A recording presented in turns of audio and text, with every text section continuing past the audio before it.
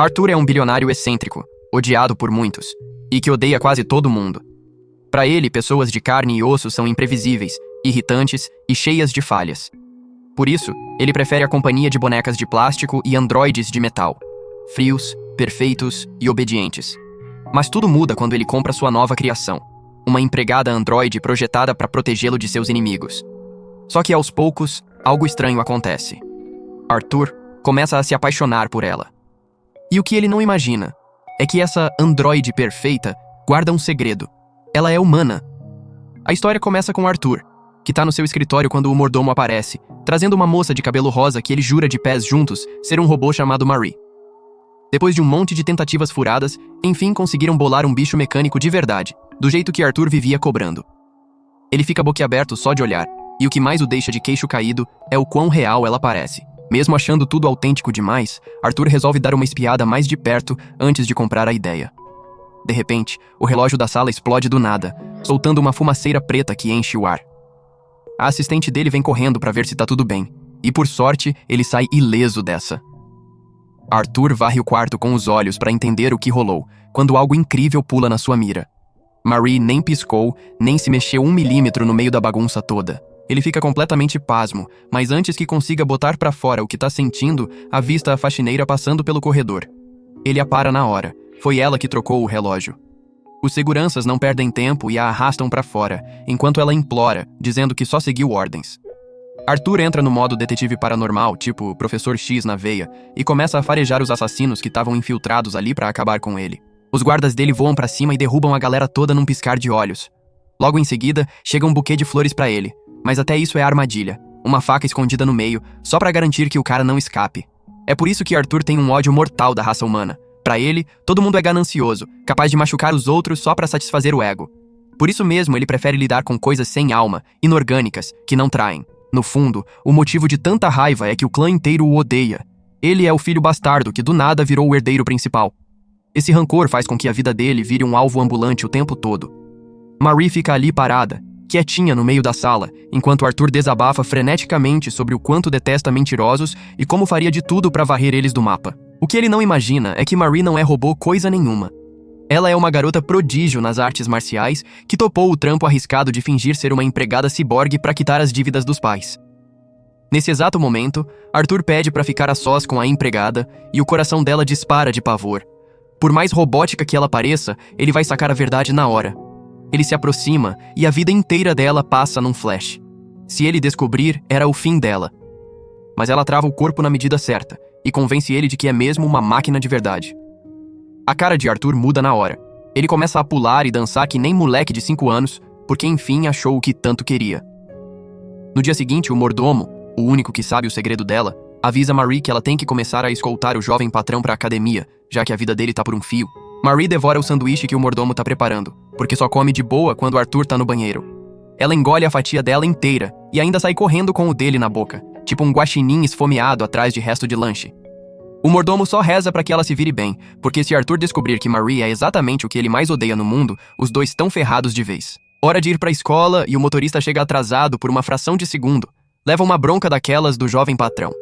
No caminho, Arthur conta pra Marie a agenda do dia e implora pra que ela finja ser humana o suficiente pra acompanhá-lo na entrada. Ela topa na hora. Sozinha por um instante, ela esbarra sem querer em 2 caras e pede desculpa na lata. Mas os dois não engolem fácil. Começam a zoar ela, dizendo que parece um robô saído de sucata. Marie nem se abala. Ouve isso desde pivete, com a mãe pegando no pé o tempo todo por ser uma criança sem graça, sem emoção. Tá no meio do climão quando Arthur surge do nada. Os 2 pilantras veem ele e saem em disparada, sem nem olhar pra trás. Marie agradece o socorro e ele dá um tapinha na cabeça dela, dizendo que acha o rosto sem expressão dela uma graça danada. Ela disfarça o sorriso que explode por dentro. É a primeira vez que ouve algo assim na vida. Mais tarde naquele dia, Arthur marca um papo com o irmão Maynard. Na superfície, eles trocam cumprimentos educados, mas por baixo dos panos, cada um tá mandando o outro pro inferno em silêncio. Maynard só quer é que Arthur suma do mapa de uma vez, pra ele poder sentar na cadeira de herdeiro sem dor de cabeça. E o pior é que ele tá metido até o pescoço nessa onda de assassinos atrás do irmão. Marie capta na hora o papo mental afiado entre os dois, daqueles que não precisam de palavras pra doer. Ela saca que, no fundo, os caras são grudados como família que é. mesmo com Maynard sempre bolando jeitos criativos de mandar Arthur pro beleléu. Maynard inventa que precisa ir ao banheiro e some da sala. Assim que a porta fecha, ele solta o verbo, xingando a própria sorte por não ter despachado o irmão ainda. Mal sabe que Marie tá plantada bem atrás dele, e quando ela pigarreia, o cara quase solta o intestino na cueca de susto. Ele se vira, ofegante, e pergunta quem diabos ela é. Marie, na maior calma, solta que é só uma empregada robô. Maynard se aproxima para checar de perto, e igualzinho ao Arthur, engole a história de que ela é uma máquina sem alma. Para provar que dá para fingir humano, Marie diz que sabe até sorrir. Ela estica os lábios num esgar que parece saído de filme de terror, daqueles que congelam o sangue, e Maynard sai tropeçando para longe com o coração na boca. Mas pro fim do dia, Marie entra no quarto de Arthur e leva um pedido daqueles que pegam de surpresa. Ele quer deitar no colo dela. Ela topa sem pestanejar. Enquanto se acomoda ali quentinho, ele abre o jogo. Quer virar forte de verdade porque tá sozinho no mundo, com todo mundo na espreita para derrubá-lo. Pra surpresa dele, Marie solta que pode contar com ela, que vai ficar do lado dele custe o que custar, venha o diabo ou a enchente. O rosto de Arthur se ilumina, misturando alívio e uma faísca de esperança que ele nem sabia que ainda tinha.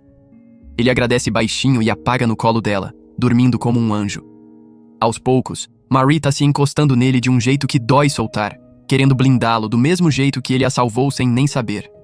Mas o peso da mentira ainda aperta o peito dela, como uma pedra que não sai do lugar. Alguns dias se arrastam, e Arthur se arruma para uma aula que rola à noite, 2 horas de papo cabeça. O táxi chega pontual, e ele pula para dentro sem pensar 2 vezes. O carro arranca, deixando Marie em casa. Mas, segundos depois, outro carro freia na porta, com o motorista gritando que veio buscar o patrão. O mordomo entra em pânico total, suando frio, e quando se vira para chamar Marie, ela sumiu no ar. Marie sentiu o cheiro de encrenca no vento e saiu atrás do primeiro carro, tipo uma máquina programada para não parar nunca. No fim das contas, Maynard tá por trás dessa roubada toda. Arthur acorda amarrado no banco de trás, com o coração na garganta. Maynard gargalha, dizendo que perdeu a paciência por causa daquela empregada irritante do irmão. Ele avisa a Arthur que devia ter caprichado mais na escolha da ajudante, e que isso é o adeus dele, sem volta. De repente, Marie desponta no teto do carro, como um fantasma rosa, e fala com uma tranquilidade de gelar. Vim te buscar de volta. Maynard surta e berra pro motorista pisar fundo, gritando que ela é robô, que dá pra despistar. O cara joga o volante pra lá e pra cá num zigue-zague maluco e consegue sacudir ela pra fora. Marie rola no asfalto, mas levanta num pulo e cola no encalço sem dar trégua. Minutos depois, Arthur é arrastado pra um galpão fúnebre, onde Maynard planeja fechar as contas de vez. Mesmo com a morte piscando na cara, Arthur só pensa em Marie, se ela tá inteira. Maynard explode em risadas histéricas, jurando que ela virou sucata quando foi jogada do carro. Arthur crava os olhos nele e solta que nunca vai perdoar quem deseja mal pra ela. Mas Maynard só zomba, chamando ele de bobo por se apegar a uma lata velha. Ele tá se deliciando com a vitória até que uma voz ecoa no ar, a dele mesmo, gravada, ameaçando acabar com Arthur. O pilantra congela e manda os capangas revistarem o irmão. Acham um celular no bolso dele e Maynard fica branco como papel. Quando você gravou isso? Ele rosna. Arthur sorri fraco e aponta pro broche na lapela. Um microfone disfarçado. Já subiu pro nuvem, maninho. Imagina o circo se isso vazar. Maynard desiste na hora. Inventa que vai checar uma coisa e sai correndo do galpão, largando os jagunços pra trás. Os 2 malandros se preparam pra apertar o gatilho quando Marie irrompe na cena. Um furacão de socos e chutes que derruba eles como dominós. Arthur e ela escapam por um triz, mas o carro sumiu na poeira. Sobra só correr ofegantes, com o coração martelando e a liberdade grudada na pele. Marie solta as cordas que prendem Arthur, e os 2 mal têm tempo de soltar um suspiro de alívio quando o cheiro de gasolina enche o ar. Durante a briga com os capangas, o tanque de um dos galões derramou tudo no chão. Uma bituca de cigarro esquecida ali, ainda acesa, rola devagar e, bum! O inferno se acende num instante, lambendo as paredes do galpão como se fosse vingança pura. As chamas sobem rápido, engolindo o ar, e eles ficam encurralados, o calor apertando como um soco no peito. Marie vasculha o lugar com os olhos em brasa, porque Arthur já tá tossindo, o fôlego escapando. Ela avista uma fresta lá no alto, perto do teto, uma saída improvisada que pode ser a salvação. Vou te impulsionar pra cima, ela diz, a voz firme apesar do pavor que corrói por dentro. Mas eu fico aqui embaixo.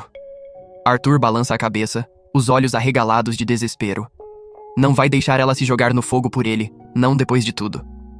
Mas o crepitar das labaredas se aproxima, e Marie sente o peito explodir. Se for pra morrer, que seja com a verdade na ponta da língua. Ela segura o rosto dele, sujo de fuligem, e solta tudo. Eu fico leve perto de você, Arthur. Tipo, feliz de um jeito que nem eu acreditava que era possível. Mas aí ela engole o choro e endireita os ombros. Eu aguento isso. Sou robô, lembra? Posso resetar, voltar do zero quantas vezes for preciso. As palavras batem como um soco no estômago dele, mas é o que convence Arthur a ceder. Ela o ergue com uma força que vem do nada, empurrando ele pela abertura até ele rolar pra fora, pro ar fresco da noite.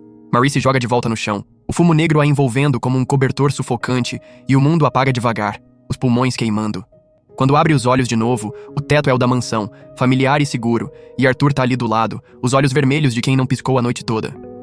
Ele chamou o mordomo no segundo em que caiu do galpão, e o velho chegou voando com uma mangueira na mão e o coração na boca pra puxar Marie das garras do fogo bem na hora H. O ar ainda cheira a remédio e alívio, mas de repente Arthur se senta na cama, o rosto sério. Tenho uma pergunta pra te fazer, Marie. O mundo para pros dois. Ela e o mordomo trocam um olhar que grita pânico, suando frio, porque sabem exatamente o que tá na ponta da língua dele. O segredo, a mentira, o fim de tudo.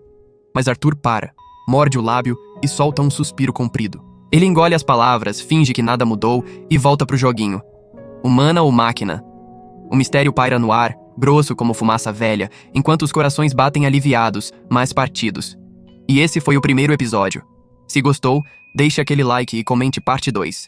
Obrigado por assistir e até o próximo vídeo.